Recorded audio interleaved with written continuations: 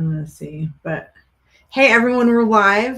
This is Shauna from She's Got Assets. I'm just doing a couple things on the back end to see if I can get this going. So I think it's working. Fingers crossed. Okay, I'm going to assume we're live. Everyone, so welcome to She's Got Assets. I'll live stream, actually podcast as well. I'm super excited to be here. I took a little break for the holidays. I have Robert, and I'm going to say your name probably wrong. Harden, right? As I say that right? You got it. Just like James Harden, the basketball player. Yep. Perfect. So Robert is definitely one of the players in Portland, Oregon, the market I'm in. He's very much into creative financing.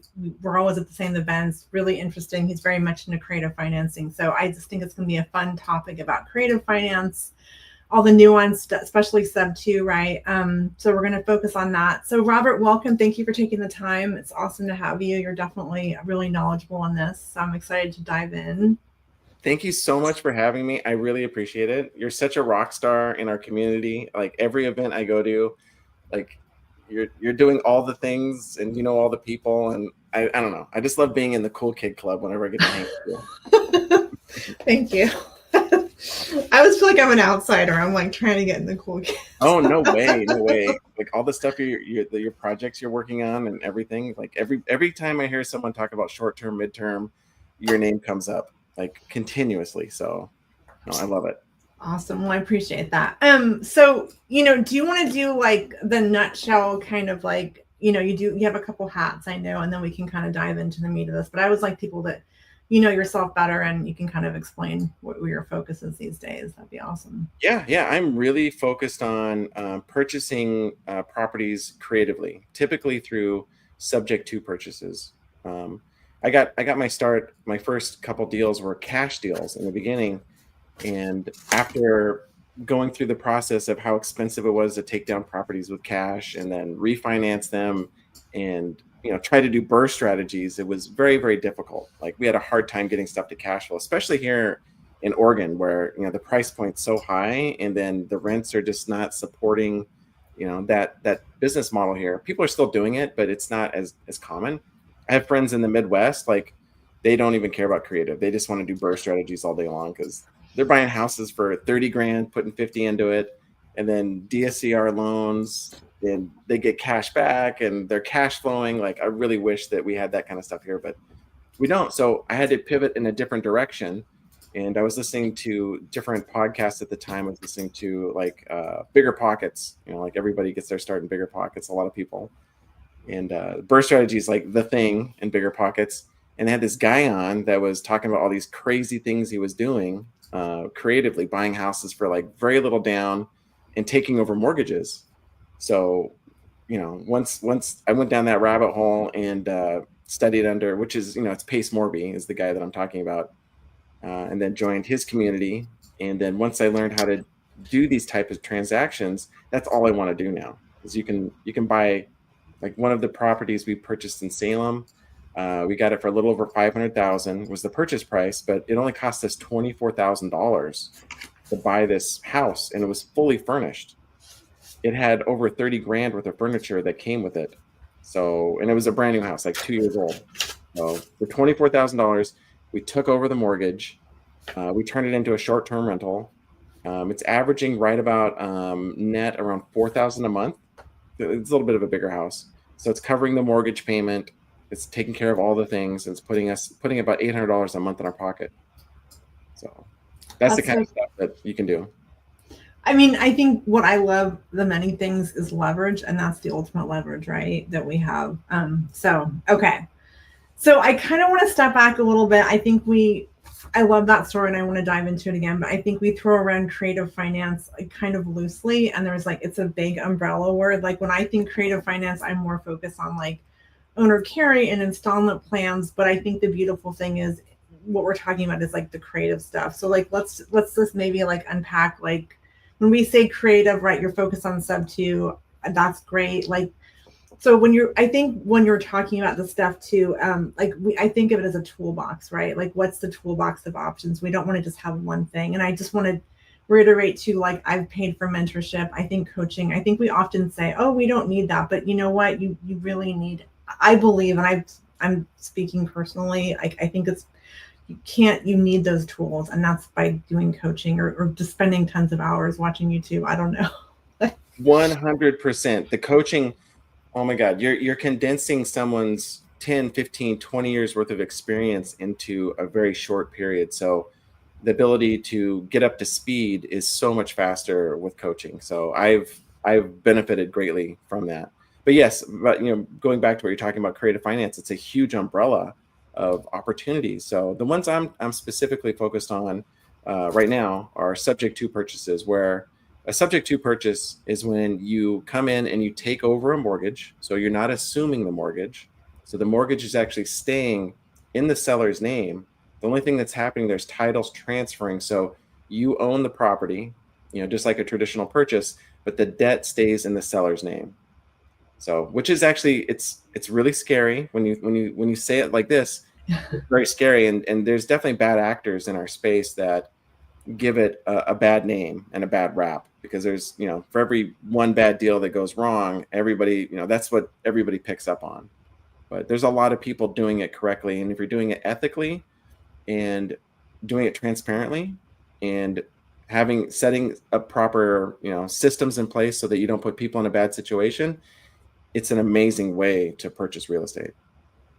And I think the reason, like, I think every industry has the characters, but I think we're dealing with very big life decisions, very large numbers. So I think that's even more why we get called out, right? And there's a lot of ethics that go into any real estate deal, but so I just want to say that I think but I think that's why you need to learn the tools and do things correctly. So I'm glad that you said that.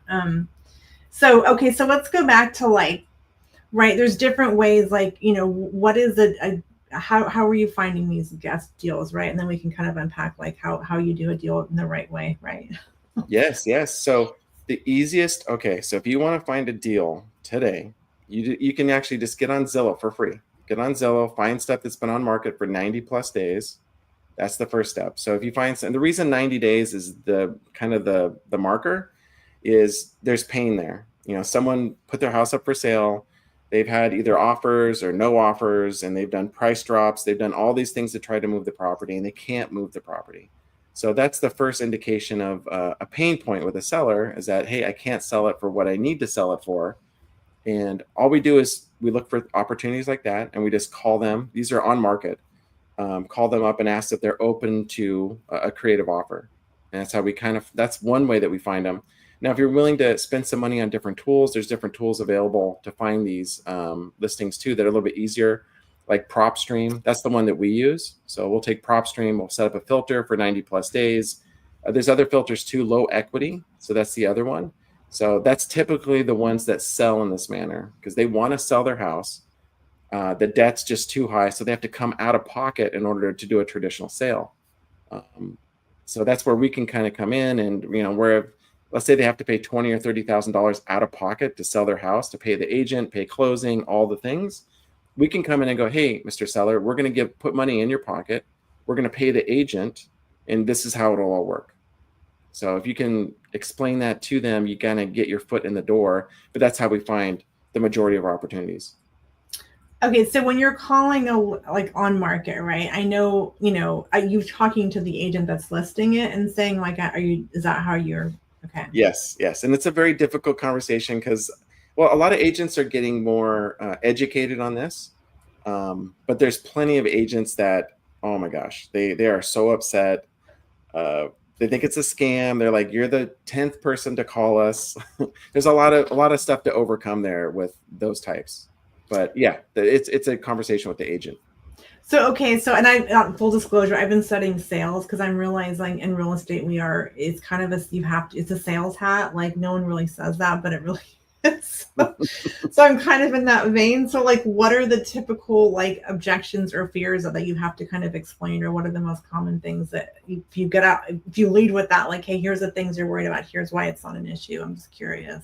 Yeah. So the biggest one that everybody has is, like, they don't want to leave the debt in their name. Like, if they understand a little bit of how it goes, agents that are open to it usually go, you're talking about an assumption, right? That's the first thing that comes out of their mouth. You're talking about assuming the loan.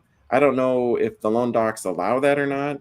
So that's usually the first thing that comes up. And then we just pivot to, no, it's not an assumption. This is basically how it works. This is how we, we're going to transfer title. The debt's going to stay in their name. We have instruments that can protect the seller. So we go over how we're going to protect them. But usually it's only like 1 or 2 touch points on that. Because most of the time, once you get that part into the conversation, if they're open to it, they usually say, hey, we need to talk to our seller and see if they're open to something like this. Okay. That made me think of something. Okay, so the kind of ideal candidate is 90 plus days, 90 days. There's pain on that, and then did people actually list their house with not enough equity to pay the fees? Is that happening? All the time. You see all these price drops. Usually they'll start out. It's kind of funny. They instead of comping the property like they're supposed to do and go, okay, this is where we think it should sell, and then basing their sales price on that, they go, hey, I need to get this much to clear out the mortgage, so therefore my fees are going to be this, closing's going to be this, and they set their sales price there. And typically that's how they work the math backwards. Okay. Yeah, it's really funny the way that they do that. So especially when they start doing price drops, you can tell that there's a lot more stress there, because when we talk to those, they're like, my seller really can't go lower than this. And then if you push a little bit further, they're like, because they're gonna have to come out of pocket. Like the mortgage won't allow them to take any less. That's usually what we hear. That's one way. Oh, go ahead. Oh yeah, go ahead. As I say, that's one way. The second way we find these are expired listings. So expired listings, agent that tried to sell it, couldn't sell it. Nobody offered him a solution like what we're offering. So now we're hitting those sellers, or they had an agent that wasn't open to it. So we circle back around, talk to, and it's sad how often this happens. We usually will call them up and go, hey, did your agent talk about this offer? And they're like, we didn't even hear about this. We have no idea. So the agents aren't even bringing it to some of their sellers. And we explain the situation and how it all works. And usually, not usually, but there's a good percentage. Well, I mean, the ones we purchase, 100%, they're open to it. But some people are a little scared or nervous of it too. So are agents, I mean, I'm not an agent, right? So I'm not, but are they sometimes concerned how they'll be paid if it's a creative deal? Does that ever come up? And how do you kind of address that? Oh, 100%. They're all, in fact, I say that probably 90% of the time, that's one of the main reasons why they don't want to present it, because they think they're going to make less commission. So we actually make that clear up front that they're going to get paid. So we're going to make sure that our down payment or whatever we give to the seller is going to be enough to cover, your fee. And I usually bring that up in the call, saying, what are you, what's your listing fee on this one? Are you looking for 2.5%, 3%? Like, what are you looking to make here? And some of the crazy ones will say things like 5%. like a double. That's not. Yeah. And we're like, well, that's going to make it really expensive for us to get into the deal, and it doesn't really help your seller. So then we're like, hey, usually we pay people 2.5% on this. Are you okay with that? Got it. So, and I'm curious I'm just curious as far as presenting, like, hey, there's interest, a creative interest, but if it's on an offer, are they not financially obligated to present that? I don't know that line. I'm just curious how. Yeah, they are obligated if they get a written offer. So sometimes what we have to do is take an agent friend of ours and have them actually send the offer. Like if we really want to push, usually it's easier to have the conversation and get everybody on the same page to move forward. But if you really want to be more aggressive or assertive, then you need an agent on your team to actually send in written offers. Because I found out that it's like a $10,000 fine if they don't present the offer to their seller. Interesting. Okay. But I mean, obviously if it's friendlier, it's better. Yeah. You always want to come in, because it's an uphill battle when you have an agent fighting you the whole way, because they're literally, they have the seller's ear. So they're going to talk smack about you the whole time and tell you why you're a scammer or why you shouldn't do this. I have one right now in Southeast Portland. It's the same thing. I've had really good conversations with the agent, and everything was moving towards it.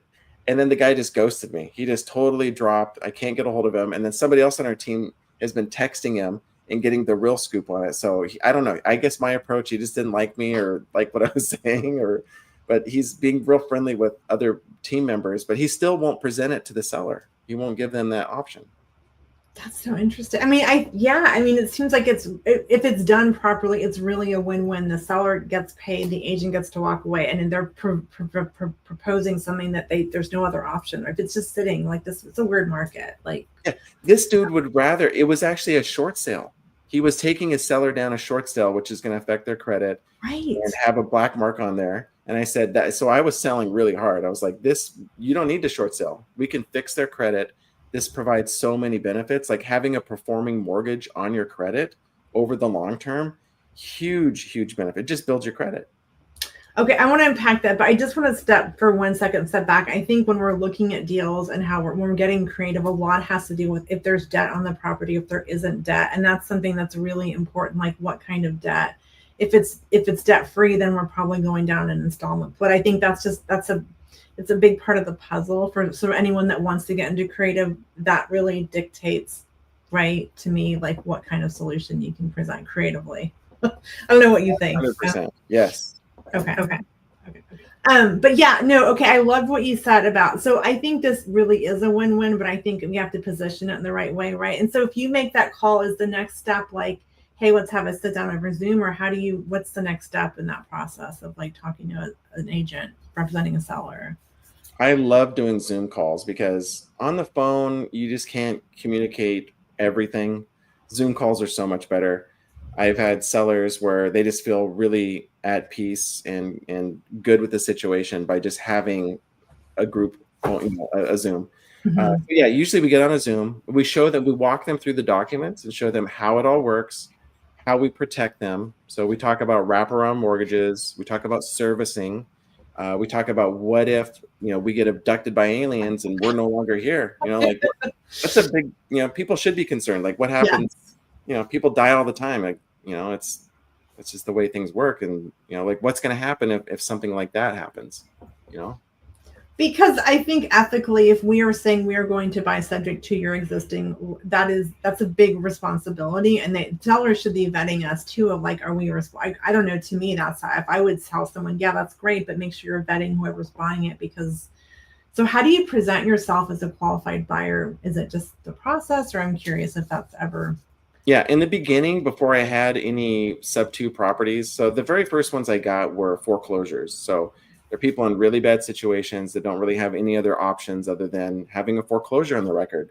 So they would rather opt for someone to come in and save them and fix them, save them from foreclosure. So the first ones I got were that way. That opened the door to better conversations with sellers that weren't distressed, that just wanted like, they had the means to let it sit for a year until it sells. But they're like, I'd rather not waste, $30,000 in mortgage payments to go down this process. I'd rather just sell this way. So those ones, we show them all the properties we've purchased. This is how we did it.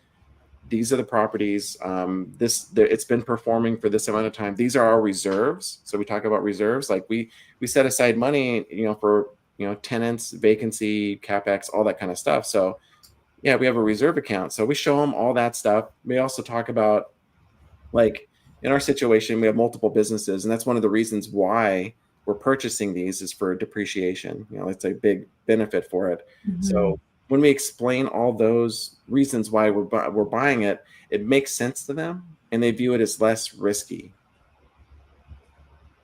That makes a lot of sense. Yeah. I mean, because I think that there's a lot of due diligence, I feel like, in any transaction. And yeah. So if you are positioning this, like, if you don't have a property, is it better to say this is just, here's my whatever experience I have to bring to the table? I'm a homeowner. Like, how do you position yourself if you maybe haven't done a deal like this? Or what would you say? I'm curious. Oh my gosh, that's the best. So you need to work with experienced people. That's exactly. Okay. I have people that bring me stuff all the time because of that. Okay. And there's plenty of people in our market and any market actually. Like I would seek out the people that are doing the deals, work on their deals, because you can leverage their credibility to get into these. So it's that's the hack. Actually, if you want to get started, I would say start with buying some foreclosure ones. There's plenty of them. Those are the easy ones to get into. The harder ones are people that don't have the stress or the pain, other than they have a high mortgage balance and their house, doesn't have any equity.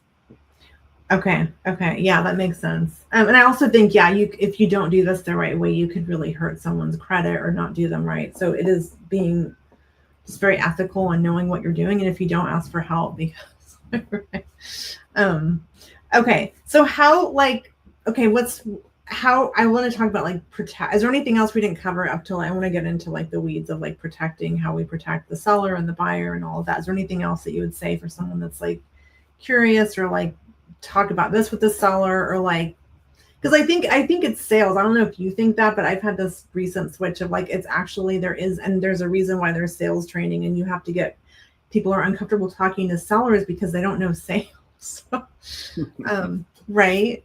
Oh, 100%. It's about making friends. Like this industry is all about making friends and being able to make friends very quickly. So when Mm-hmm. you're on the phone, and that just takes, I think it's just one of those things with practice because everybody, if you go back to your first phone calls, I know when I go back and think about them or listen to them, oh my Right. God, so cringy and so much stress and like sweating out my shirt after. Like, okay, I just did an hour of phone calls. That was stressful. I'm going to go change my shirt and come back. Yeah, there's a tremendous amount of stress involved in that and just getting comfortable. So it's a repetition, like just Mm-hmm. having conversations about that. I'd say if you want to get started, that's the easiest way is just start calling agents on market. Like they typically answer their phone and they want to get a sale. Off market conversations are a lot more difficult than on market as far as agents. Most agents are pretty friendly. Mm-hmm. That makes sense. Yeah. No, the first, and I, from my, in my like short, or like, I've been like a long time in buy and hold, but this creative stuff, I'm newer, right? The more like, the more natural I am, the less like, I feel like it's not, they're not going to ask you a scary question. They just want to know that you're like human. And if you don't know the answer, you don't have to have it, right? You're just, I think if you're being honest, that's the best, right? So, Oh my okay. God, yes. Right. Yeah. Because I'll get like I send out direct mail and I talk to sellers and I'm like, oh, it's like they're these tired landlords and they're still cleaning their gutters and their kids don't want the business and I'm just like, well, it's interesting. Okay, so the easiest if you're looking at this as partner with someone, I think I know the sub two community is very supportive. I feel like it's the community piece is like, I mean, I'm just on the outside of it, but from what I see, it seems to be very supportive, and I think that's also being in the right rooms and buying a table at whatever. If this makes sense to you, like invest in it because you're going to get deals quicker and learning on your own, you're going to be like 2 years down the road, probably just making calls still or something. 100%. You'll be going on YouTube, picking up little nuggets here and there. If you want the shortcut, you just join a community, get on a team. That's what we tell everybody that actually comes into Sub 2. Just get on a team. Like if you whatever your avenue is, just get on a team, get that experience. Yeah, 100%. And I feel like too, if you are, I feel like my audience is very like maybe the newer, and it can be a fire hose. You have to find the strategies that make sense to you, and then just figure out who's teaching that, and or partner with someone. But there's a lot of strategies, and it is a really big toolbox. So sub two may not always be the. But I'm sure. Do you ever have leads where like sub two, it's really an owner installment plan? Do you ever kind of pivot, or is that just like I'm really your focus on that? Oh no, I pivot all the time because the cool thing about it is that there's so many different ways to do creative. Like today, I spoke to an agent that had a condo, and they had a very specific situation where they own it free and clear. And I'm like, are you open to an installment sale? Because that's the natural thing to look for in there. And she's like, oh, she needs a really big down payment. I'm like, okay.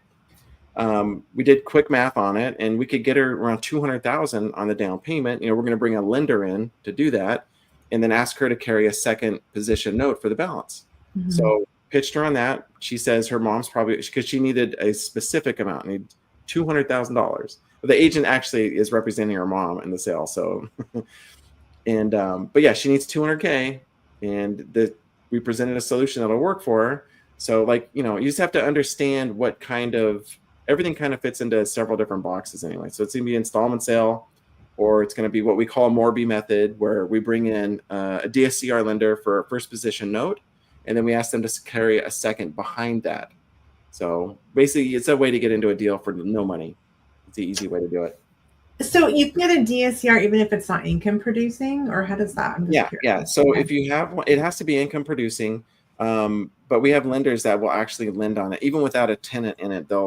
Typically it's 75% LTV. So they're going to market rents and things like that. This one, we're going to try to midterm it. So we might have to, it's going to be harder to find that lender on that one if we want to get a higher, percentage. So we might need to bring some money to the table or ask for a smaller down payment. So okay. And then I think that's the beauty of knowing, like, you need to know how to get into it, and then the exit strategy of, is it a long-term, is it midterm? In this market, like, long-term usually, unless it's multi, good luck, Right. Yeah. Yeah. 100%.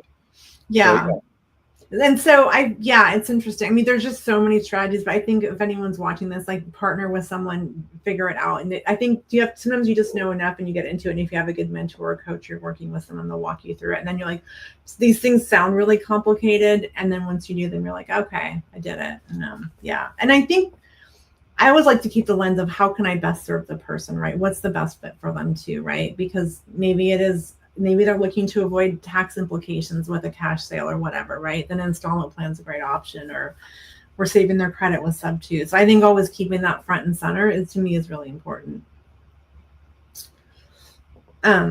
Okay. So I really want to talk about, like, how we protect as the buyer. I know there's a lot of, like, there's a lot of things that go into this. And I know PACE recommends, like, a transaction coordinator. You have an escrow company, but, like, high level, like, how do we protect ourselves? And the due on sale, like, I know everyone throws that out as, like, the big red flag. Right? So, like, what are the things we can do to make sure everyone's protected? the due on sale is the boogeyman. That's what everybody, I don't know how many sellers I've talked to that literally, like, they just can't wait to get you on the call, because they're like, just to, like, yeah. Oh, what are you gonna do about due on sale? Like, it's like this big secret or a big scary thing. And the reality is, due on sale gets called very, very, very, it's like almost never happens. It's like 1 in 500 transactions. I think the last statistic we had in our community was like 1 in 500. I've heard 1 in 1,000, but I've also heard 1 in 500. So it's very, very rare. It does happen though. So it's, it's not one of those things that I'm going to say that it won't happen. I haven't had it happen to me yet, but I'm prepared when it does. So ways to fix it. So there's a bunch of different ways. The easiest way is just to deed the property back and set up a lease with an option to buy. So set up a lease option. That's the basic, easiest one. Typically, we call the bank first. Like, my friends that have gone through this, they'll just call the bank and explain, when they get the paperwork, they reach back out and just explain what they did and say, hey, we're making the payments. Are you good with the situation? Sometimes they just go away. They don't want to deal with it. Banks don't like to foreclose on properties, typically.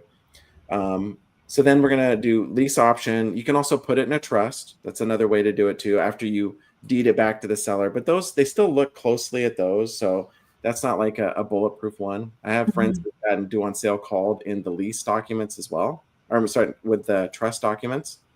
Sometimes the bank will ask for, this is where you can get in big trouble. Somebody in Florida did this. They actually put it in a trust. The bank reached out to them and said, we want to see the trust documents. And they actually sent them falsified trust documents saying that it was the previous seller. Well, that's that's mortgage fraud. So they got big trouble on that. So it's better to be transparent, open. Don't try any funny business like that. If you're going to put it in a trust, one of the tricks to do that is to actually have the trust named as the seller, like it's the Shona Trust or the Robert Harden Trust. If I'm the previous seller or previous owner, because it kind of does make the bank think that it was done properly. So a trust versus like an LLC, I'm sure there's nuance to that. Is there just a better fit for that? Yeah, trusts are more expensive. That's why I stay away from them. The whole process is more expensive.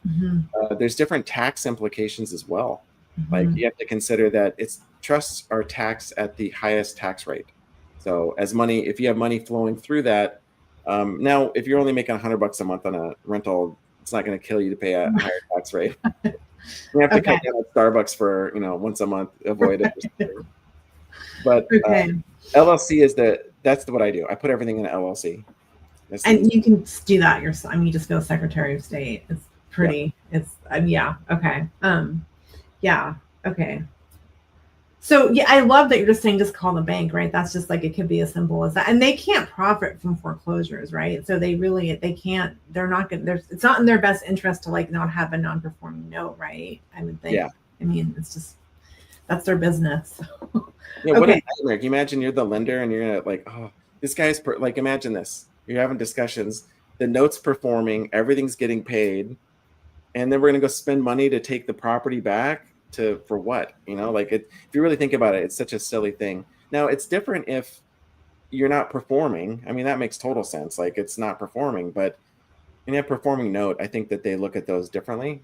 So I feel, it's funny so this is a little tangent. When I first moved to Portland, it was 2005. I'm dating myself. Houses were like under 200, and I saw my, equity going up. I didn't think to Google. I just like was too scared to pull it out. So I had a family member buy a property, a duplex. It was anyway, and I've been paying the payments for, I mean, ever. And we were so scared that the bank was knocking, and it was kind of like they've never. I just pay the payments. It's kind of like a sub two. It was like way back in the day, but like that was, and we've never missed a payment. Like why would they come knocking on that note? Because it's paid for. It's like clockwork. So yeah. yeah.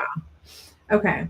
So and what is there, like I've heard of like power of attorney, like what do we do proactively as the buyer? And I don't know how much of this you can share if there's some secret stuff, but like I think we have to be really intentional about like paperwork, right? That's a big part of this, I would think. Yeah, we get power of attorney. So power of attorney is super, super important. It gives you the power to talk to the bank on the behalf of the seller. So that one's super, super important. Other documents we get are insurance assignment of proceeds. So what happens if there's a fire, right? There's a fire, some kind of a loss. You want to have a document that allows you to receive the money so you can go rebuild the property and do all the things. If you don't have those documents in place, like insurance assignment of insurance, oh my gosh, I've heard of them sending a check to the previous owner. So you have a burned property, the previous owner gets a check, and they're like, "Holy smokes, we got $100,000. We got $200,000. It's like free money." Like, this is the greatest thing we ever did, is to sell our house this way. But then you're in a bad spot because you got a house that's burned up, and you need to.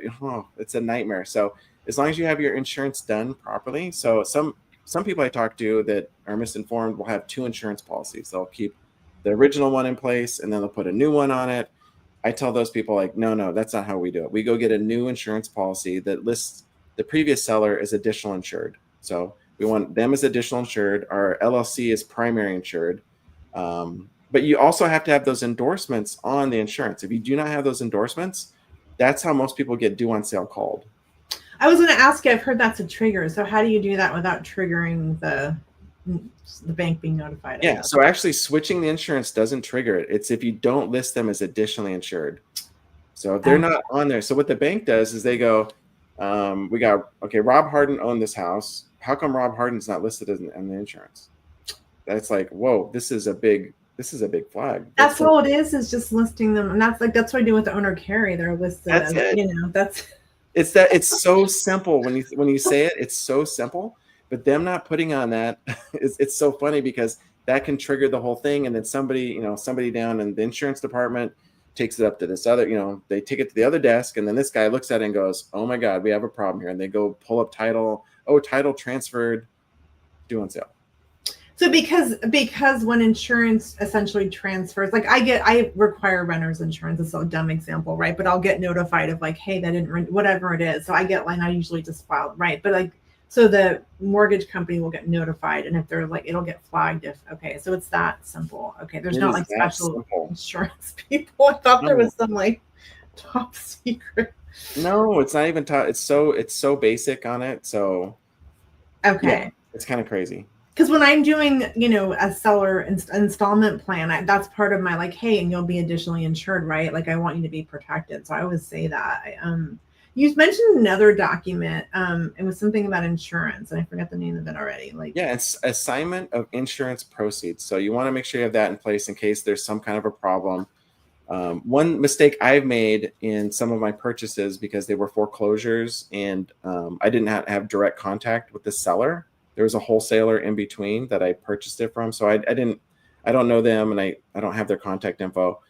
So one of the mistakes I made is not getting their insurance information as far as their agent, like getting the agent. So I would recommend everybody, if you're going to do these transactions, get their agent's info. because I have one right now where I'm paying insurance twice on it a year. So I can't cancel their policy.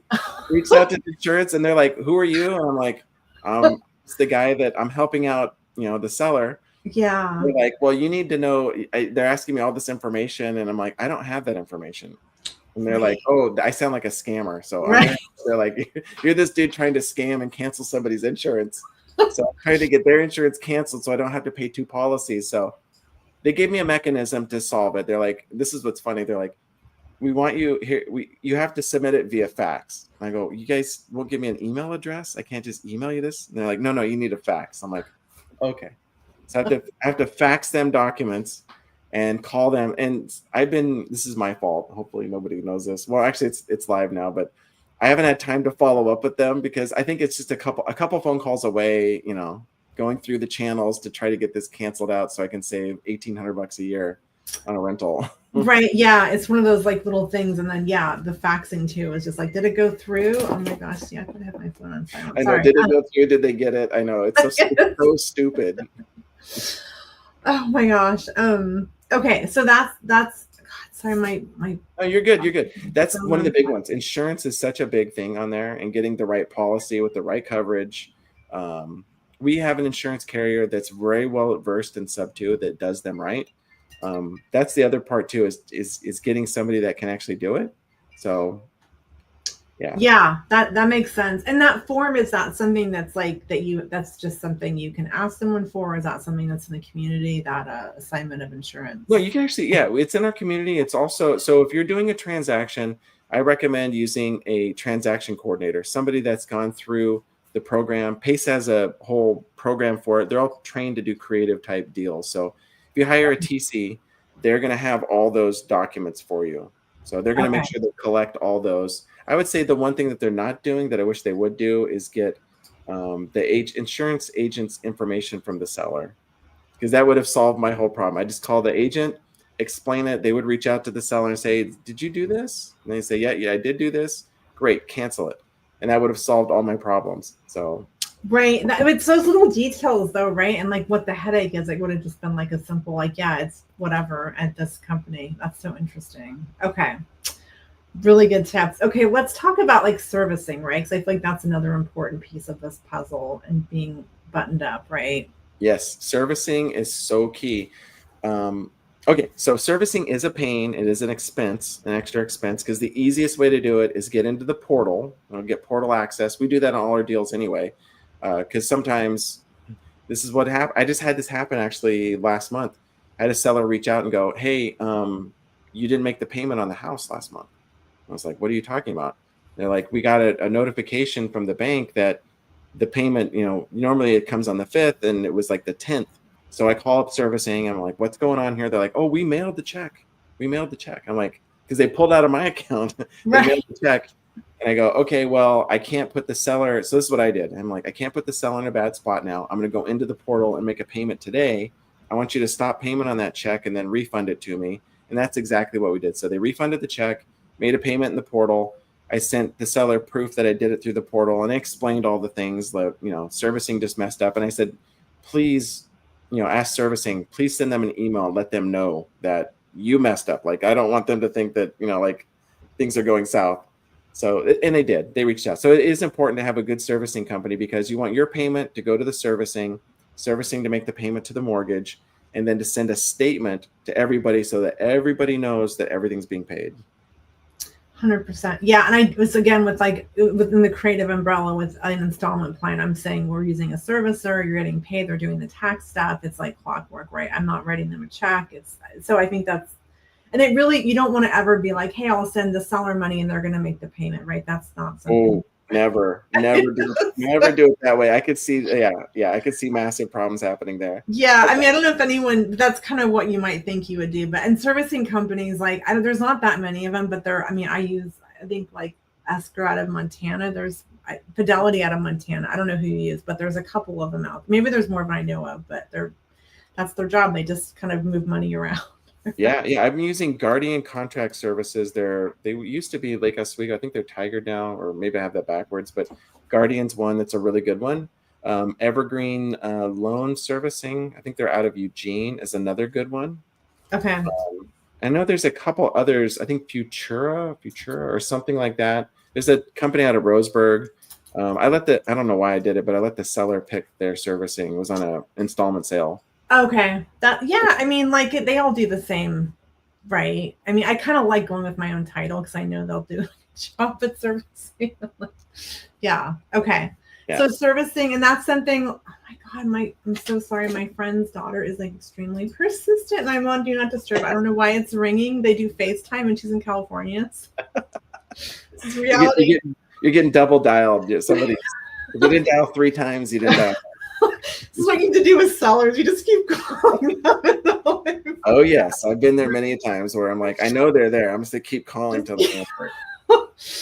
I totally lost my train of thought. Okay, so servicing. So when I've done it, I don't know. It's set up through escrow. I don't know how you do it, but usually it's done through escrow, and it's all kind of you pay the setup fee, which is nominal, and then it's just set it and forget it. Kind of, as long as you make sure you got the money in the account, right? But no, it's really, we do it all through escrow at the beginning, or when the transaction closes, all the documents are set up, and then they usually send it over to servicing to get your account set up and to get it funded and moving and everything. So. But the other thing that you have to keep track of too, the one thing I don't like about servicing on a sub 2 mortgage is that when you have to be paying attention to it at the end of the year when taxes reset and payments go up, because the servicer, they go off of what their paperwork says. So when the payment goes up, you need to, so I'm going through right now and making sure that I update them on all the new payments so that I'm not short $20, $30, $50, whatever. So, because if you are, that's not a full payment. Like it's got to be a full payment. Yeah, you're like right.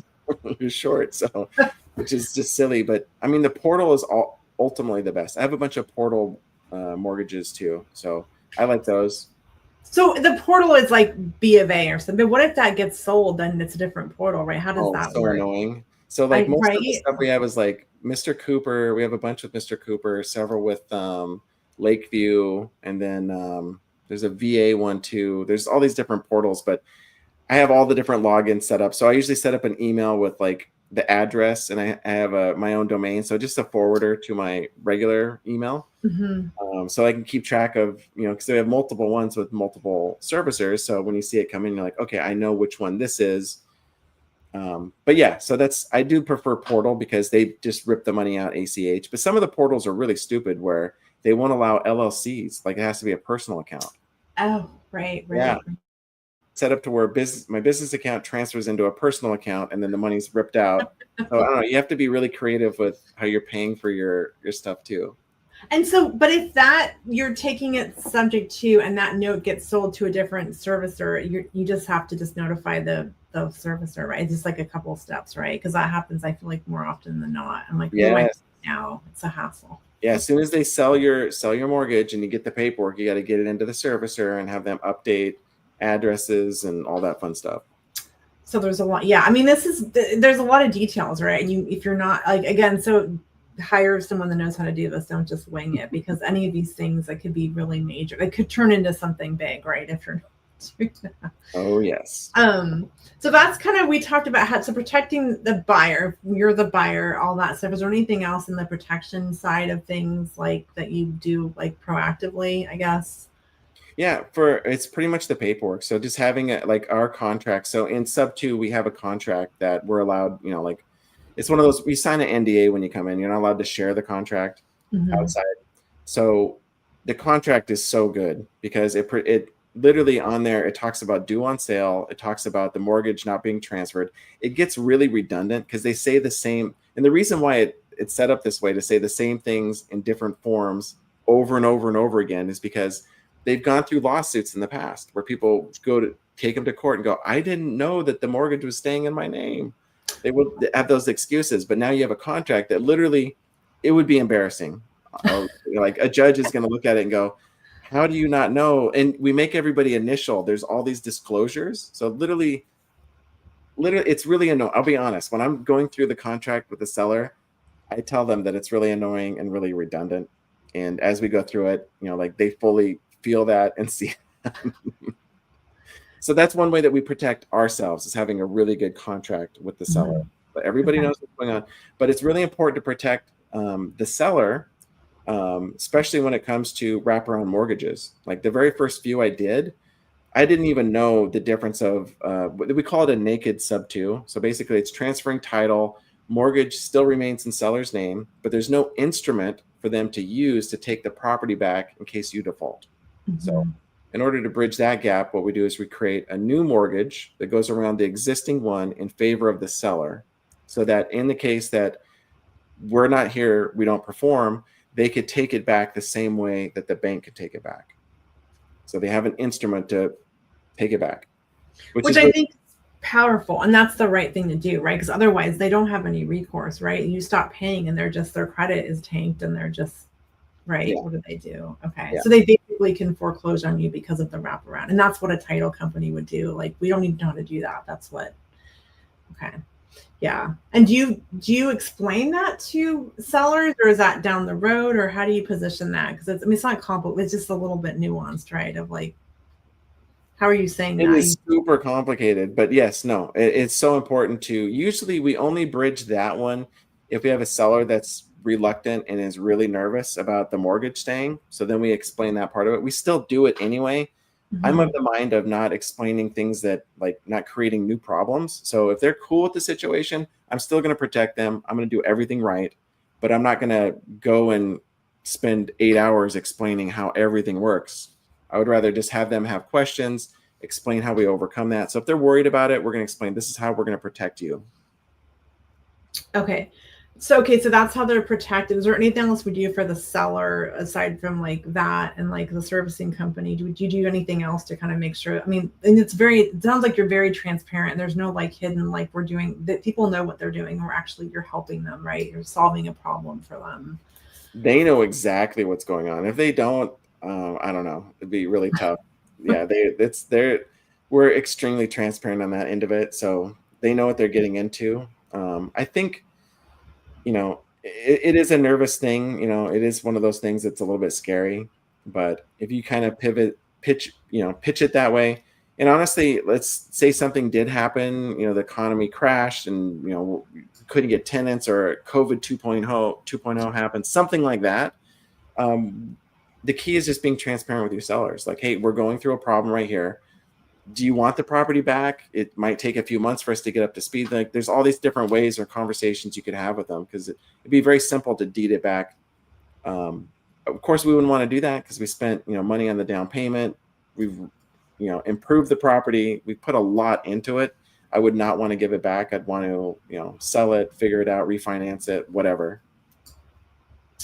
Yeah, I think that there's always so many creative ways to handle something, and sometimes you don't know till you're in it. We can't think of any possible. There's so many, and I think the analysis paralysis, especially for new, like there's always going to be. You'll figure it out if you're motivated and you have a good community. There's a solution. You may not know what it is, right? Um. Okay.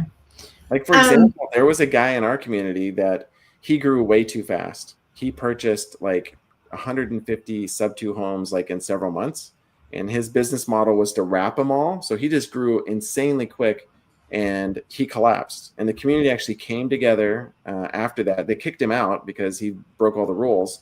But they came together and they actually dispoed all the properties. They took them all back over, got them caught up, got them all sold off. So it's pretty crazy. So just for example of what can happen if something does go wrong, that's Mhm. that's the fix. Like, there's always a fix to it.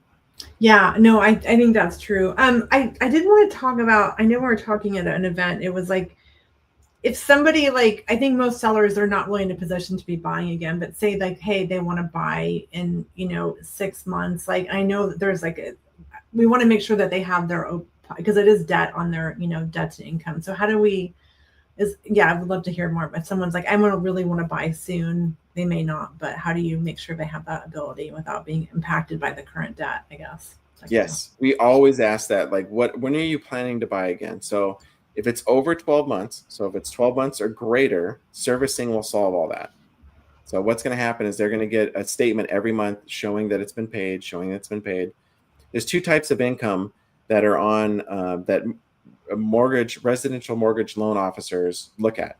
So they look at note income and they look at lease, like rent income. So those are the two big things. So Note income takes roughly 12 months for it to roll off their DTI. So that's why 12 months is the big frame. If they're going to buy something in under 12 months, we're going to set up a lease option. So we're not going to execute the sub two until they're past getting their other mortgage. That's when we usually do our execution of those. Because lease income can help them qualify for the mortgage. We can give them a down payment. So an example would be, I have one in Salem right now where they're going to buy something actually in 4 months. So we set up a lease purchase in 7 months. We gave them a 3-month buffer just in case they ran into problems and need a little bit more time. And we give them the down payment in the beginning so that they can actually use that seasoned money to, that's seasoned at that point because it's not coming from a foreign source, so they can use that money right away on their new purchase. The lease agreement allows them to wipe out their DTI immediately, and then they can qualify for the new mortgage. When that mortgage closes, we're going to exercise our option and then take it over sub two at that point. So I love that. Are you making payments on that lease option up front, or is it just the option fee that they're collecting? Yeah, they're collecting the option fee, and then we're going to make them a monthly payment too. Okay. And so we're going to make it through servicing. So this is where because this is where you could get screwed. You pay them directly and they don't pay the mortgage. And then you end up with 6 months of arrears on a sub two purchase after you already gave them a down payment. So you set up servicing to where money goes to the mortgage, anything left over goes to them. However you negotiate it, structure it. Yeah. Oh, so with the lease option, you're using a servicing company to pay that's going towards their mortgage, just offsetting it. And that's okay. That's interesting. It's combining the two strategies, right? But it's just first. So someone that hasn't heard of a lease option, it's really powerful. Do you want to just explain it quickly? Because it's pretty amazing what you can do. Lease options are ridiculous. So yeah, you can get payments along the way, and then you have an option to purchase it for whatever. So it's kind of like a memorandum or a land contract. It's very similar to those ones to where you can put anything in there. Like the purchase price is this. Of course, everybody has to agree to it, but yeah, you have the power to, set it up to where you're going to execute it. This is the price. If I execute it, if I don't execute it, this is what can happen. If you do this, this is what will happen. So you can protect yourself in case they do something to damage the property or damage the deal or whatever. But you're kind of controlling a property with essentially a lease, and you're giving a fee, and you have a right to exercise that option, which if you don't, they get it. But it's like you're really putting nothing down, essentially like a month of rent or something, and you're clouding the title, right? Yeah, it's pretty crazy. Yeah, you can get into stuff especially now where it gets really powerful is like in Washington State. So Washington State with the excise tax, like, you got to factor that in, like, oh, I'm going to pay another $5,000 on this house for just transferring the title. Why not we set up a lease purchase to where when I do transfer it, especially if you're trying to, like, maybe you're going to wrap it to another buyer or sell it to another buyer.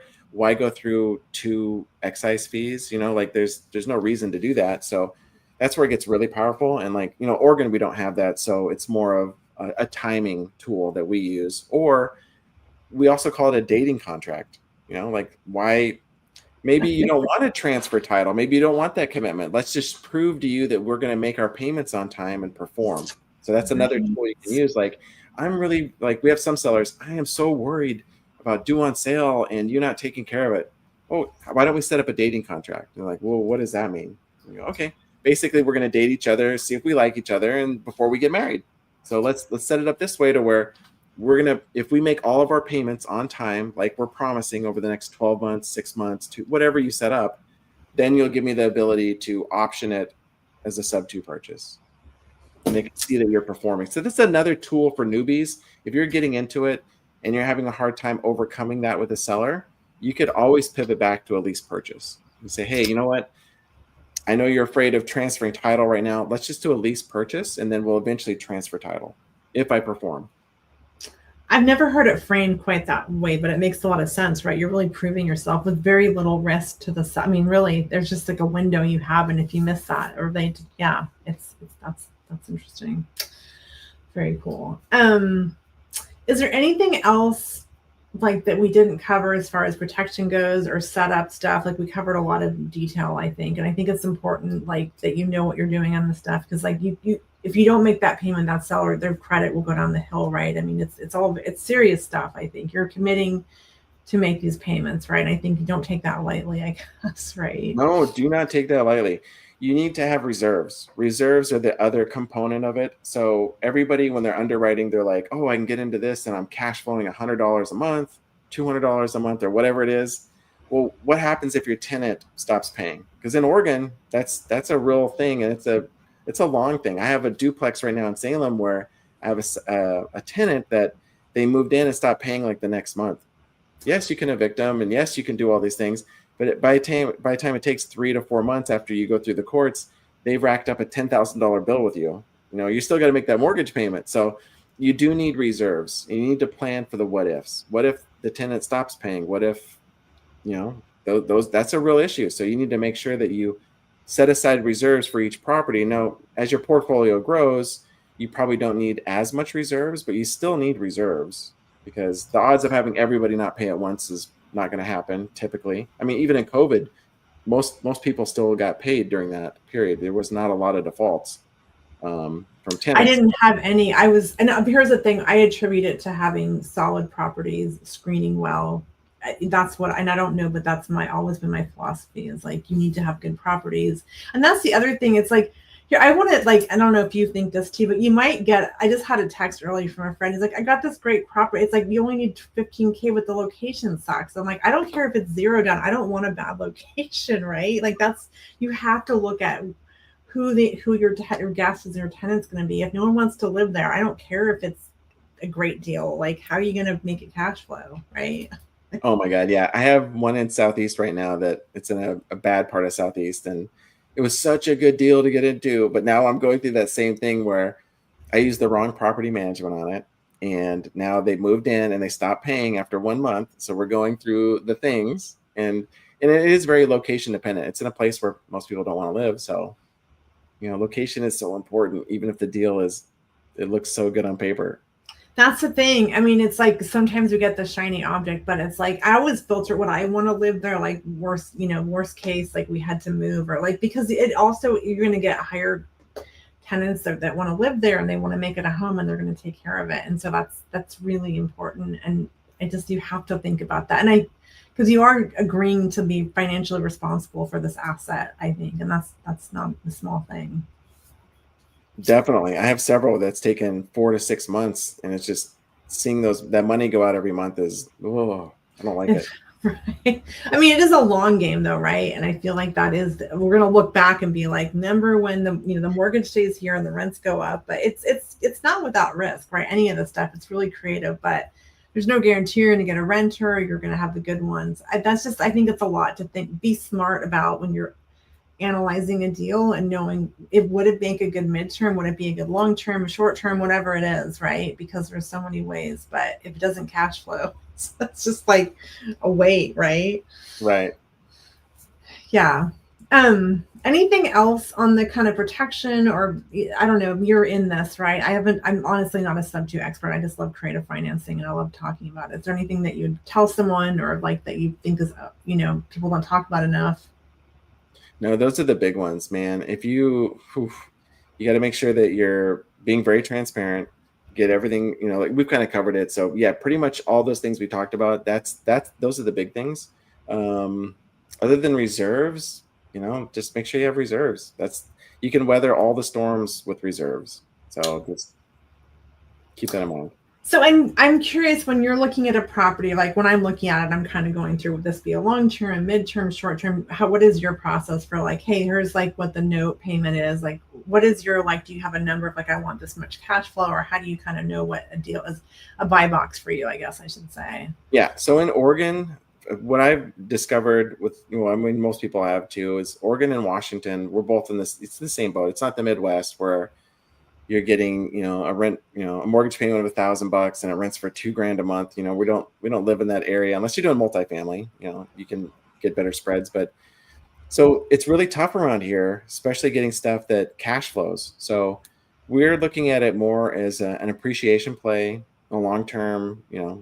Where else can you get debt at under 5%? That's kind of, we're looking at this more of from a private money lending aspect. Like where can we acquire debt at a very, very low rate so that it does either break even, because we're looking completely long term. In 9 to 14 years, it's going to double in value, typically, historically, I should say. So yeah, it's appreciation. So our buy box, as long as it breaks even, that's the typical thing. Can we get it to break even? Can we get into it for less than 10%? That's usually the kind of the gold standard. So if you can get in for less than 10%, and then is it in the area you want to buy? That's really important as well. But we also look at ones that don't cash flow. So we'll buy a deal that's negative cash flow if it hits other criteria. Is there plenty of equity in it? Are we getting a really good interest rate on the second position notes? Because some of these ones are hybrids where the seller has $100,000 worth of equity. There's equity there. They have a mortgage in front of it. They just don't want to sell it for the price they want, but they want something for their equity. So we'll set up a second note. So we have a bunch of second notes that are 0% interest. So like when you look at those kind of situations, like you're getting, where else can you get money at 0%? It's insane. It's just insane. With inflation alone eating up, 3 to 5 to 8% a year, depending on what metrics you're looking at, that 0% note is gold. It's like, so we look at things that through that mirror. Now, on negative cash flow stuff, we're trying to find lease option tenants to buy those. So that's my main focus for this next year. I'm actually going to be looking for more properties, especially in our area, because there's so many of these ones that are negative cash flow that don't work as a traditional renter, but a lease option tenant is the perfect tenant, rent to own type tenants. So that's what I'm looking to do in 2025. And it's really an opportunity for someone to get into a home, build their credit, be on that ownership path. Like I think we talked about this. I think it's more common on the East Coast, but it's a really cool strategy. And it's because it's hard. Where do you come up with that down payment? And if you have a new job or you don't have a W-2, right? It's like underwriting is pretty brutal, right? Even for owner occupied. So I think that's super cool. Okay. Yeah. And so God, this is such a fun topic. I feel like we covered a lot. Is there anything else? So I think the takeaways are, right, know what you're doing, your partner with someone, or invest in education, right? I guess going back to underwriting, I feel like I know, like when I have some private notes, I feel more responsible than I do the bank. I know it's the same thing, it's debt, but I know where they live. They're like friends now. And if I don't ever want to miss that note pay, right? But the bank, I feel like it's more kind of this like institution, right? Versus, or the person you're making the note payments on. So it feels way more personal to me. Oh yeah, completely. Especially when you're just making a payment to Mr. Cooper every month. Like who's Mr. Cooper? I don't know. He's just some dude that we're paying a monthly payment to. Right. Yeah. It just, even though it's the same obligation, it's just, I feel a lot more, I don't know. It's a funny thing when I know where someone lives and they like trusted me to like sell me their property on an installment plan. I'm like very grateful. And I take it like really seriously. Yeah, we need more investors like you. So that's what we need. Especially in our industry, needs more people that take responsibility for it, because the one person that doesn't ruins it for everybody else. It does. Yeah. And I think there's so much of this is thrown around, like zero down and all this stuff. Yeah, it's true. But here's the thing. Like I bought a duplex off market zero down, right? But the amount of education I spent to get, right, that was and I put rehab, right? But that was like, if I hadn't invested in education, like I never would have had, I don't know how you feel about mindset, but you have to, like, to me, that's a big piece of this is that, right? Even believing it's possible to find these deals, and then, right. And then knowing how to deal structure and ask those questions. So they're really, I mean, you have to put some kind of time or money into this, I feel like, to get the deals that you're talking about, right, with very little down. Yeah, mindset is crucial for having conversations with sellers, having the confidence to put your numbers together, explaining that to a seller why you can only give them so much on a deal. It is completely 100%. Yeah, and even asking the questions that seem kind of like, you have to remember that we are not the sellers. Even asking the questions that feel kind of uncomfortable, like why would someone do that? Well, we don't know why. We don't know their motivations, right? So even being into that, like, I'm going to ask a really uncomfortable, what if question, and you know, so yeah. But what I love about creative, I think, is we're just helping so many different people, right? Like especially sub two, it's the agents getting paid, the seller can walk away from a huge amount of stress. We're helping. There's just so many ways we're helping, right? Versus if it's otherwise we're like helping the bank make money, right? In a traditional, like if you're buying investment, if you're 20%, like there's no relationship there. That's so true. And no, back to underwriting. Advice I would have for anybody that's doing underwriting is to understand that you need to put in for capex. You need vacancy accounted for. You need repairs. You need all the basic stuff, because everybody, I see a lot of deals come through and they don't underwrite for that. They don't put in for those kind of contingencies, and it's not something that's going to eat away at you right up front, but once you start building your portfolio and start having some, water heaters fail, need new furnaces, need a new roof, all those little things, they do add up. So if you're not setting aside money that's coming in, or if you're underwriting it too tight, that's the one thing I do see with a lot of deals that come my way, is that the underwriting's so tight where they don't account for, capex, vacancy, repairs, or even property management fees. Like I've seen some stuff they don't even put in for property like, yes, you can self-manage, right? But you need that costs money, it costs your time, or you can pay someone to do that. So you still need to charge for it, in your underwriting. No, for sure. And that's kind of one of the lines I like. I'll put it in and I'll noodle on it because I'm doing it myself. But like, what if something happened or I couldn't do it? It should, I feel like the property should support itself. And part of that is it needs to be managed. If it's us doing, again, it's our time that if we're underwriting where it's so tight, then it's just, I need is a long game. That what's the point, right? I mean, honestly, like the debt needs to support, the income needs to support the debt in my mind. And that's really important. But I just thought of something I would like to ask this. There's like this huge debate, investing in your own backyard versus out of state. Like I obviously have my preference. I'm curious what your answer is to the benefits of in your own backyard versus like out of state in some crazy cheap place. Oh my gosh. I am so tempted. I keep telling my wife, I'm like, oh my God, this dude in Indiana right now, he's buying them for 50 grand. He's putting 50 into it. And I'm like, I could just go clean up if I moved to Indiana. Do you want to move to Indiana? And she's like, absolutely not. I love the idea of investing other places. I'm just too scared to do it. I love being in okay. So as a contractor, I am a contractor, and I've been a contractor since I was in high school. Like I started my own company like before I even graduated. So as a contractor, I've been on so many projects and seen all the things that can go wrong. I have friends that tell me like, oh yeah, I bought this deal in Louisiana and I got somebody over there, a contractor, and it just scares me so much because I know what can go wrong, even with stuff that's in my own backyard, let alone all the way across the country. So yeah, I am nervous about doing that, even though I purchased one 6 months ago in Louisiana, of all places, because we were going to wrap it, and it's a failed wrap. So now we're pivoting to get a renter in there. So we're going to be keeping this one for the foreseeable future. But that was all long distance, and it really wasn't that bad. Our partners on it lined up contractors, got all the things done. It's worked out so far, but I still don't like the idea of doing that. Yeah, to me, there's like I know the market, I know the nuance of what street. Like you can go over it. To me, I just want to see it, and I don't know. Maybe it's like a mindset thing, but I just can't get over that. Like yeah, and also like our appreciation, our cash flow. Yes, it's not great for landlording, but I just to me, all those things outweigh the like. I might get a super deal, but there's no appreciation. So like to me, it's a long game, and you're not even gonna get that. Oh, you can't. Yeah, I know. Like even those houses in Indiana, they've been stagnant in appreciation forever. The only advantage is just the rents have gone up, values have not. So it's right. This weird thing that's going on. But yeah, I know I'm tempted all the time to do stuff over there, but I don't know. I like being able to see things that are here, even though I don't go to, once a property stabilized, like I have Right. many of them. I haven't been there in years. They just, the property management does their thing. They give me updates. They let me know when I need to do something, that's more than what they can handle. So Mhm.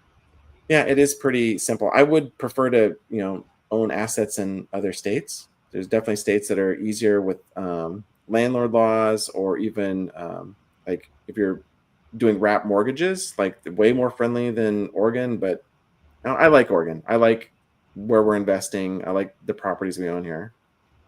Yeah. Yeah. I think you have to just figure out it, and also your risk tolerance. For me, like I feel like I do calculated risk, but that to me, that's beyond my risk tolerance personally, for all the reasons you said. Like I like real estate because I can affect it. I can like fix something. I can have, I can do something to improve. I can make it a midterm if it's not cash only. I could like have that influence on it. And to me, like when I'm not going to fly in to see a turnover, right? That's like, You're not gonna um, hop on a plane and go to Ohio. but I mean, I think whatever you do, just dive in and do it right. Do it what feels right, and people kill it with that. But you don't just do it because it's trendy. I guess is what I would say, right? Because I Oh yeah. feel like Oh that's definitely. yeah. I know we're kind of going a couple. I just got a couple quick questions, and we'll do a wrap up. Kimberly's asking servicing company. If you want to answer that, it's not an escrow company. If you want to just explain that. Yeah. So the questions, what is a servicing company? Yeah. Oh, yeah. So servicing company it's like an escrow. It is like an escrow company. So it's like a neutral third party that will receive funds from one party and distribute them to another party. The advantages of having a servicing company versus just, okay, imagine that Shona's got a house and I bought her house, and Shona's like, hey, you didn't make the payment this month. And I'm like, I made the payment. See it right here. It went out of my account.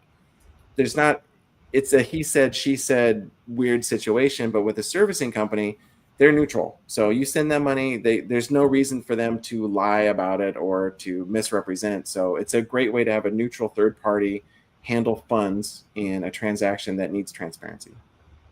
Yeah, and the neutral thing I think is key, right? And you're not trusting someone to remember to write a check or like they forgot. It's just that's their job. So I think it's really important. Yeah.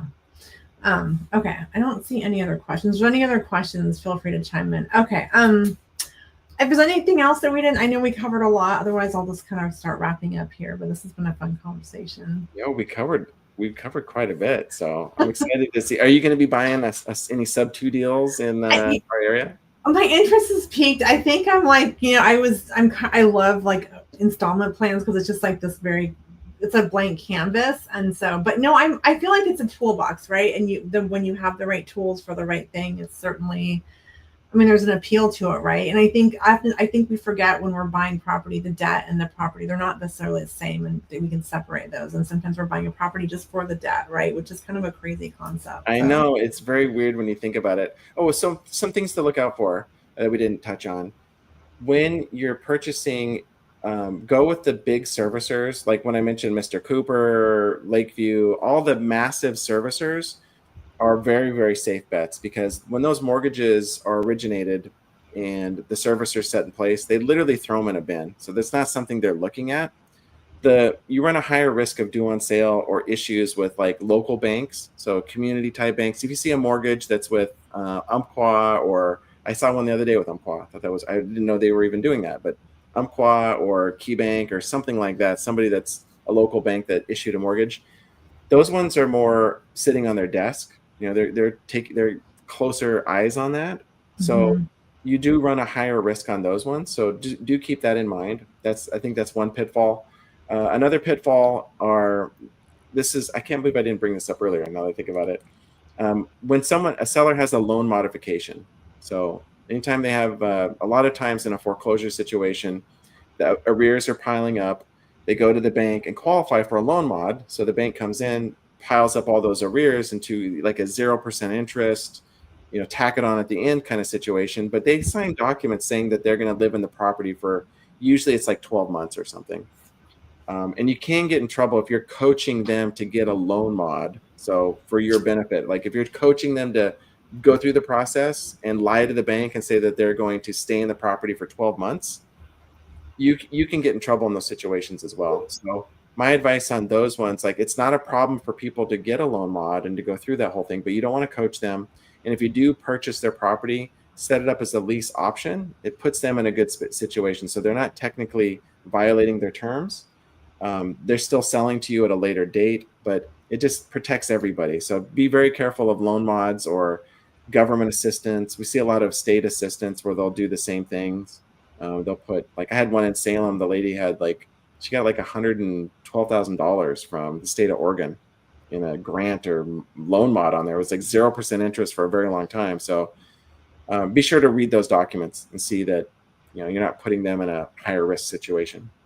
That makes sense. And that those are set up to help homeowners and keep them in their homes, and we don't want to take advantage of that. So yeah, that's a really good point. Okay. Yeah, thank you. That's just be ethical, right? Just like do the right thing. Okay. Thank you. That's great. Okay, so a couple wrap up questions, and I think I sent you these ahead of time. Top business or life advice to live life on your own terms. Oh my God, take action. So I don't know how many people I talk to, and they're like, I think I'm going to do this, and I think I'm going to do that, and I'm going in this direction. Just take something that you're interested in, narrow that down to, if you have 15 things that are so interesting, find the one that really resonates the most. Even if it's only like, if you have 15 things and this one's a 9 and the rest are 8s, do the 9 thing, but do it for 90 days. Just commit to it for 90 days. If after 90 days it doesn't work out, do something else, but at least commit to 90 days and take action every single day. Yeah, because to see and often there's like this iceberg, right? And we don't see the result, the fruits of that, and it's building, and it's like we stop right before there's that. Yeah, I love that. And then the action thing, but the 90 days, that's like commit to it, and love that. Very good advice. Okay,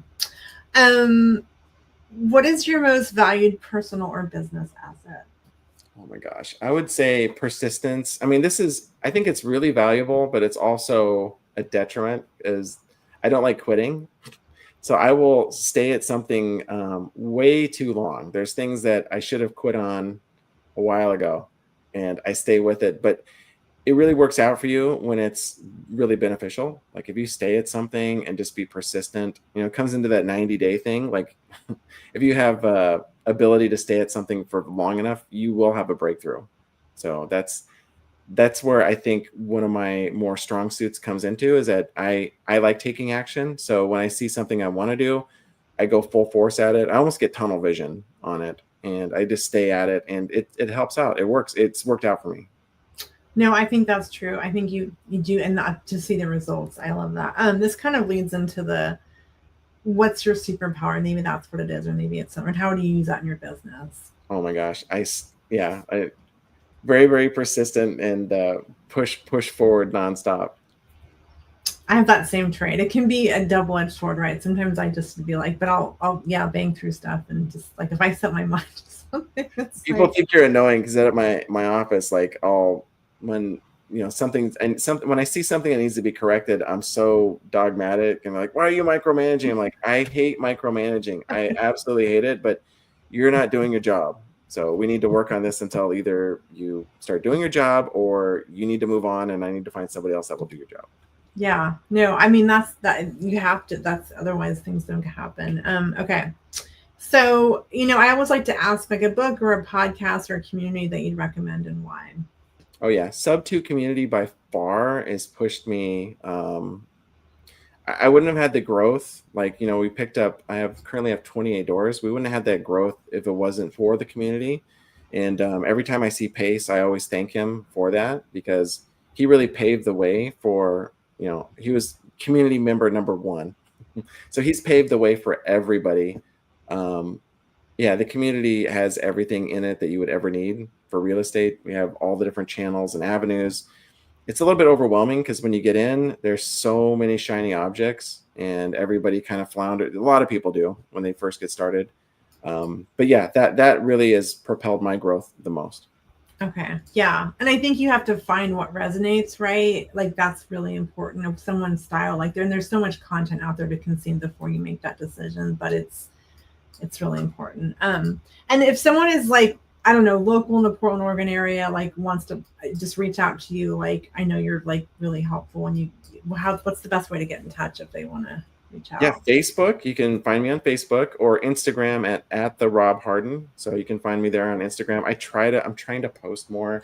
I just get so busy doing the business that I forget to. But yeah, definitely hit me up on there. And if you have something you want to talk about, more information or whatever, I would love to help. Awesome. Yeah, no, I always see you at all the events too. It's like there's like some we're like the regulars. I know, I know. I always see you. Yeah, there's a certain group of us that we're at all the ones. Like I'll be in Salem tomorrow night at the Salem real estate meetup. I've heard that's really good. I've never made the track, but no, it's Oh not that my far. gosh, But is it you need to come. Yes, okay? the guys down there, the crew down there there's so many good investors. Like I slept on that one for I don't know. It was like a year. I was like Salem. Like how could it be any good? I mean, come on, it's Salem. I hate to say it that way, but it's not We're in Portland. Portland. I know. Sound like a snob. But then I went down to the Salem meetup, and there's guys doing these crazy deals. Like Trevor Howard, he's doing like Morby methods, doing really complex stuff. And you got Gabe down there, Dane McKinney. Like there's a really good group of investors down there. You can learn a lot from them. So yeah, the Salem one I always go to. I always go to Investor Labs. I've been a frequent. I'll be there this week. Are you going to be at Investor Lab? Yeah, I feel like it's like that's the place to be. Like that's where the real Yes. cool kids go. That's why you're there. Yeah. See. Yeah. Well, I think for anyone, like I'm like a super introvert, but everyone also feels somewhat awkward, and everyone's very, very supportive and relatable, and you can wherever you're at in the journey. I feel like this community. I don't know other communities, but there's no ego. Everyone's willing to help, and it's just there to talk shop or wherever you're at. So if anyone's like, I don't know anyone, like I didn't either. I just started showing up, so Exactly. Just show up. Someone will see you standing there and come talk to you. So yeah. I try to look around the room and find people I don't know yet. So definitely show up. Totally. That's what it's about. Well, Robert, this was really fun. Thank you so much for sharing all your knowledge, and I think we inspired some people, and just, yeah, this is a fun game. You got to get in it though. You have to be in the game to learn it. Thank you so much for having me. Like I know we've been talking for a while now, so I've been wanting to come on here and hang out with you. So I always like, seeing you and we have the best conversations because we're both so into, creative finance. So we know that. No, and I feel like you never stop learning, right? I always learn something. I'm like, I think I've learned every possible strategy, and then I'm like, okay, I guess I'll just never stop learning, right? Yeah. Yeah. Awesome. Well, thanks again. I'll tag you everywhere, and yeah, so I'll see you on Thursday. It sounds like. Awesome. See you there. Awesome. All right. Thanks. Thank you.